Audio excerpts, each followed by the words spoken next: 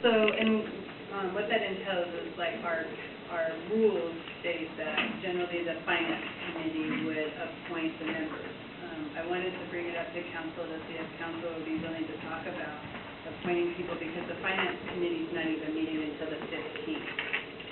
And so I wanted to bring it forward to see if council wanted to discuss it and identify a couple people for the negotiating committee, because they're ready to move forward in the contract, I believe, in June. Yes. June 30th. We're a little late.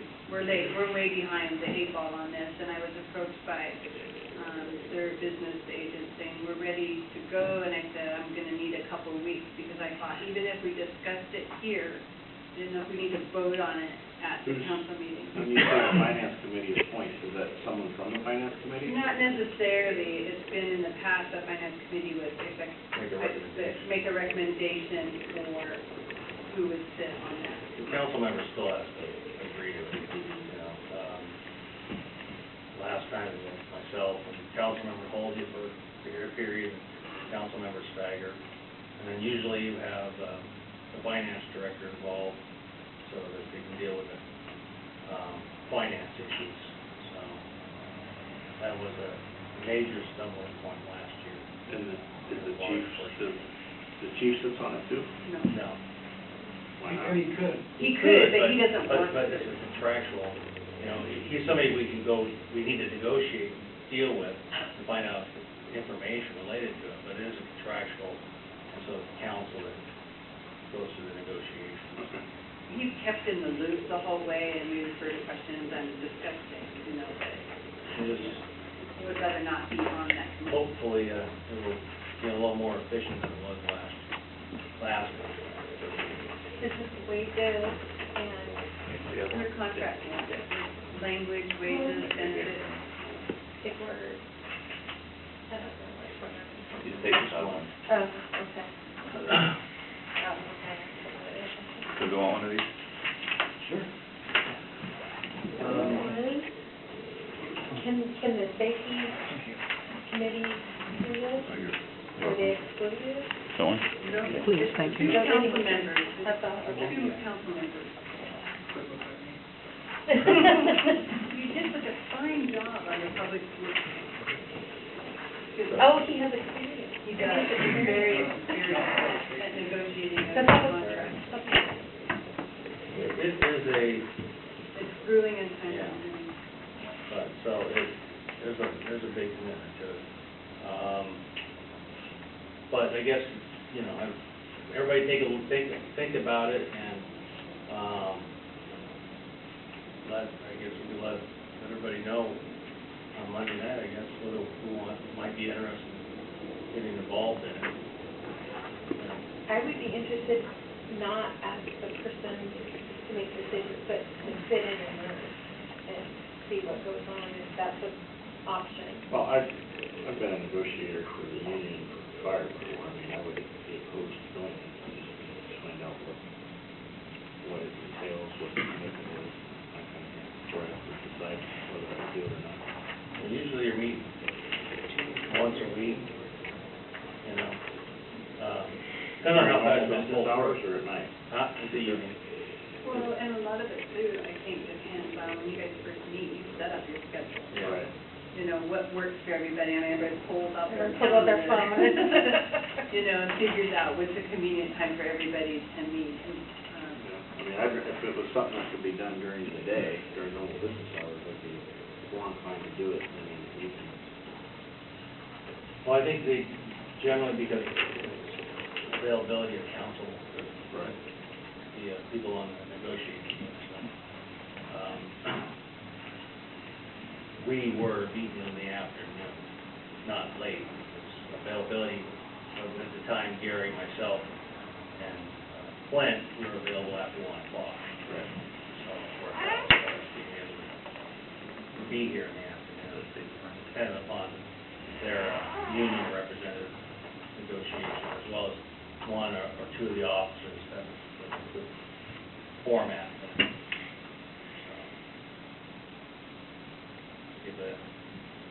So, we think it would be a good balance for negotiation. And I'm gonna have to sit in and learn this process, so maybe next, Oh. but I'm not Maybe somebody experienced enough. engaged from the beginning. I think you should. I'm good, so I can. Oh, that's not. You were last time. Council appoints, I don't think it excludes the mayor. No, the No, mayor I think signs our the contract. PMG says Yeah. the mayor cannot negotiate. We can fix that. We did that for a very specific reason.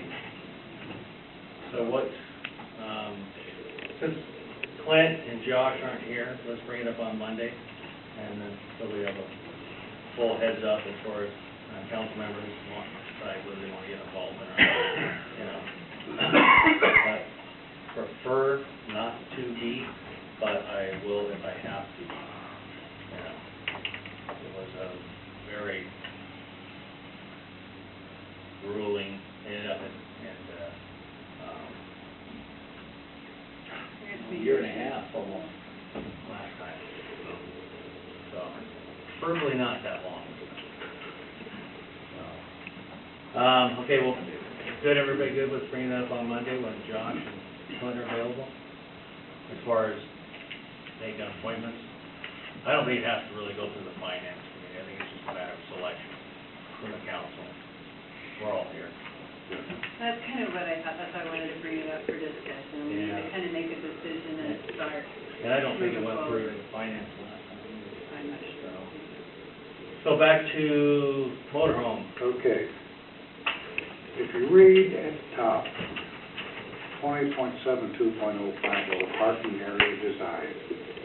A, all public or private parking areas or garages, except those required in conjunction with single-family dwellings on a single lot, shall be designed, laid out, and constructed in accordance with the provisions of this section. Then it goes to 1, and subsection 1, subsection 2.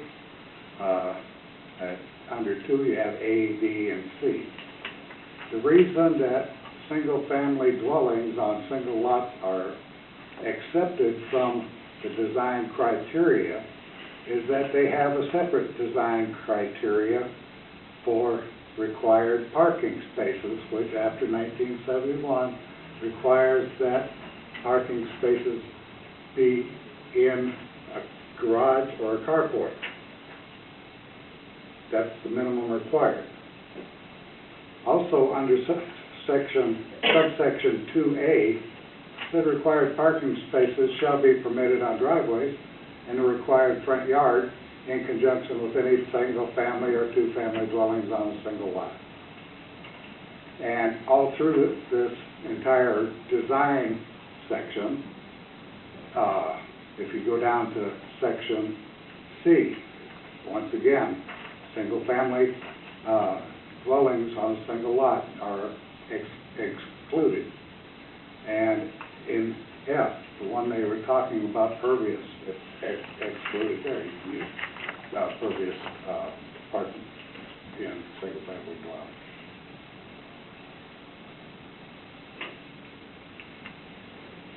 Isn't that a contradiction? Yeah, that's the problem. That's the problem. That's why we wanted to get Yeah. some legal advice. When I brought it up to Ken Lucen, I had him read paragraph A. I go, just the English language itself says if you have a primary paragraph, every subparagraph under that is designed to help describe what that paragraph means. And once you create an exception there, that means everything in the subparagraph is excluded from whatever you excluded it from in the primary paragraph. Yeah. And then they go on to discuss more things about single-family residences or dwellings on single lots in it. And so it just, it's what makes it confusing. Now, obviously, we need to rewrite it. It's just, right now, it's one of those things where once you create an exclusion, then why do you speak to it again and, other subparagraphs? Doesn't make sense.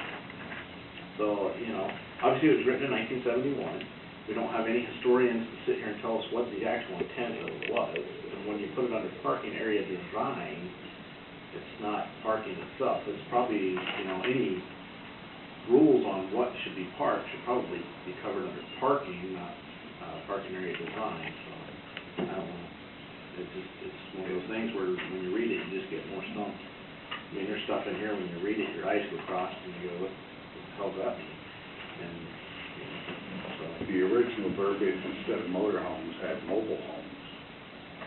So it seems like the intent was to keep everything back to where a vehicle backing up to tow something wouldn't be hooking up and hanging out in the middle of the street. So what's the next, That's just, what action do you expect us to take? When we Well- when we wanted this to the agenda, it sounded like it's gone through committee and it was ready to go. No, it's just discussion.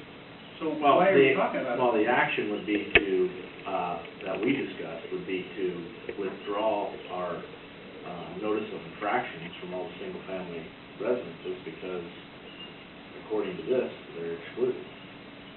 But we're We got re-looking at this, But we have enforcement action out there right now. which some hold. It's on hold, but according to this, if they're on a single-family lot, or a single-family dwelling on a single-family lot, they're excluded. It was taken out of context. So we would, our position until, you know, doesn't mean we can't go back and rewrite this, but for now, would be to withdraw our notice of violations from or letters of, however it was written, I don't know if they were notice of violations or just letters? just letters, just submit new letters saying that, you know.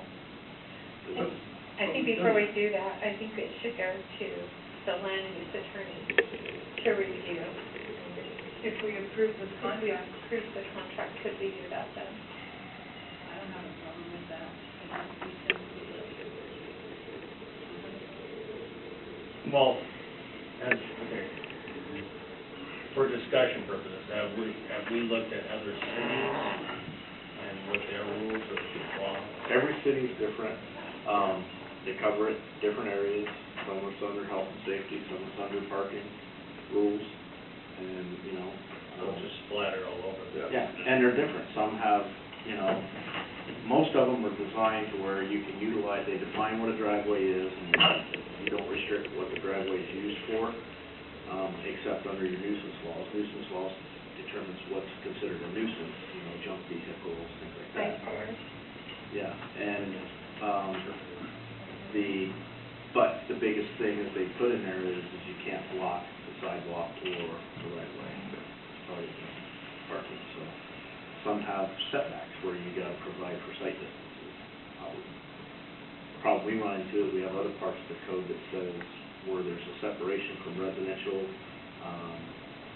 zoning to commercial zoning or industrial zoning, you have to have a 5 to 6 foot, no less than 5 foot, no taller than 6 foot barrier that's a screen made out of concrete or something. And, so that's, you know, if we look at that, we gotta change that too. So there's a lot of areas of the code that would need to be looked at, changed to take care of the sight distance issue.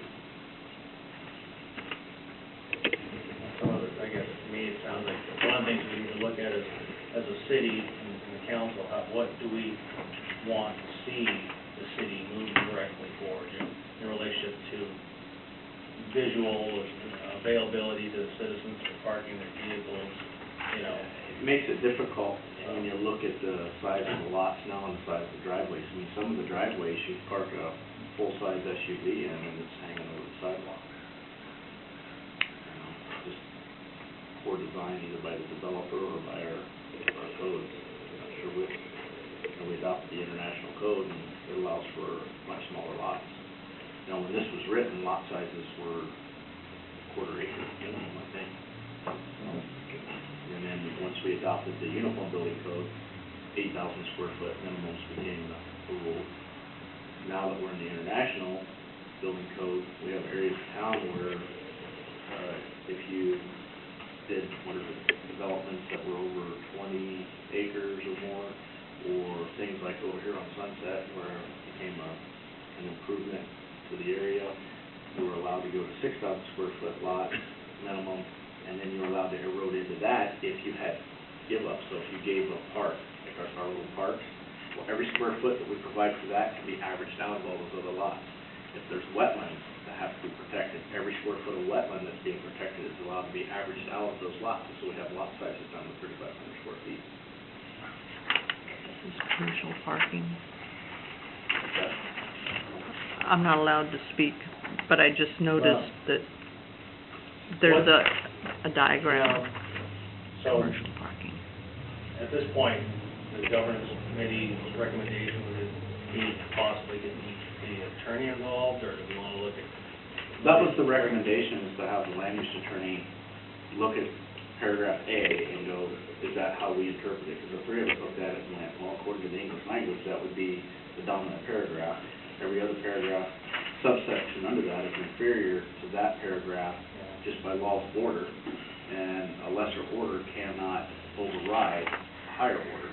It is not true. I would think that wouldn't take very much of our time to interpret, you know, the structure of that section, you know.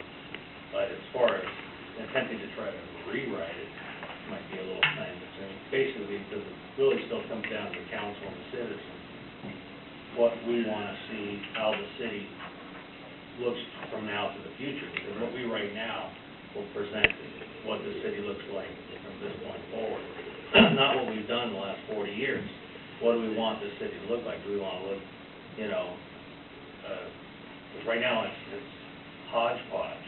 You drive around the city, you see every variation on the theme.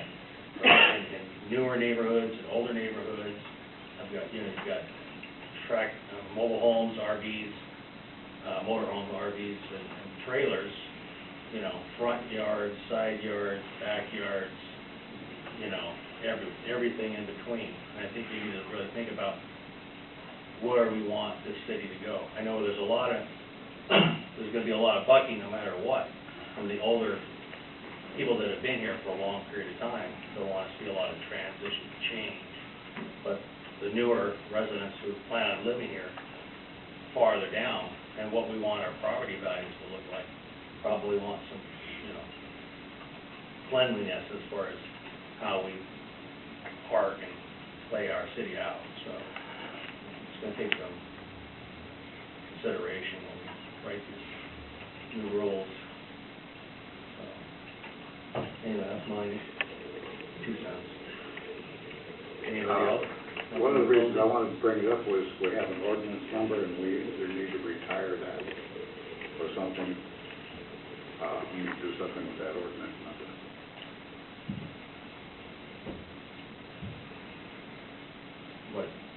What would be your recommendation? Well, we can retire it or recycle it. It's my understanding if you're currently working, it stays. We don't do anything with it until this is resolved. Okay. Any other discussion? Any other items? I don't think we have any executive session. One thing, it needs to be a discussion item. I just know that the Court of Appeals ruled on Kent's medical marijuana, and I sent a copy to Leanne, and I think it'd be good for the whole council to read that decision. How does they rule? The rule for Kent. They ruled for Kent. Basically, medical marijuana is an illegal business. Could you forward that to everybody? Yeah. Thank you. Anything else? Hearing none?